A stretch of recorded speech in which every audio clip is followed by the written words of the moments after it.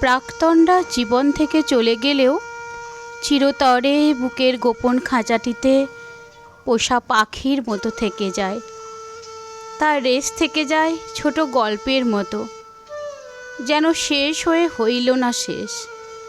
স্মৃতির সারণী বেয়ে তার নিত্য আসা যাওয়া।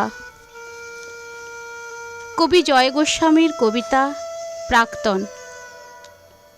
ঠিক সময়ে অফিসে যায়, ঠিক মতো খায় সকালবেলা, টিফিন বাক্স সঙ্গে নেয় কি না ক্যান্টিনেই টিফিন করে।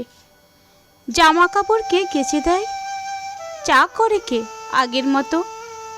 দুগ্গার মা কটায় হাসে, আমায় ভোরে উঠতে হতো।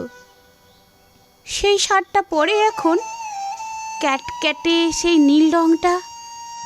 নিজের তো সব ওই পছন্দ, আমি অলিভ দিয়েছিলাম। কোন রাস্তায় বাড়ি ফেরে, দোকান ঘরের বাঁ পাশ দিয়ে।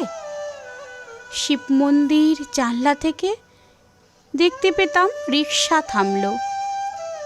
অফিস থেকে বাড়িই আসে নাকি সোজা আড্ডাতে যায়। তাসের বন্ধু, ছাই পাশেরও বন্ধুরা সব আসে এখন। টেবিল ঢাকা মেঝের উপর সমস্ত ঘর ছাই ছড়ানো। গেলাস গড়ায়, বোতল গড়ায়, টলতে টলতে শুতে যাচ্ছে, কিন্তু বোতল ভেঙে আবার পায়ে ঢুকলে রক্তারক্তি। তখন তো আর হুঁশ থাকে না, রাত বিরেতে কে আর দেখবে। কেন, ওই যে সেই মেয়েটা যার সঙ্গে ঘুরতো তখন, কোন মেয়েটা? সেই মেয়েটা, সে তো কবেই সরে এসেছে।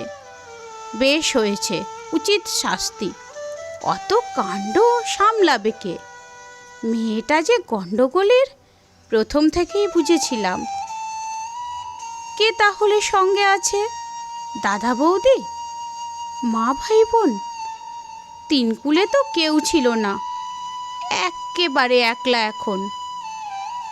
কে তাহলে ভাত বেড়ে দেয়? কে ডেকে দেয় সকাল সকাল?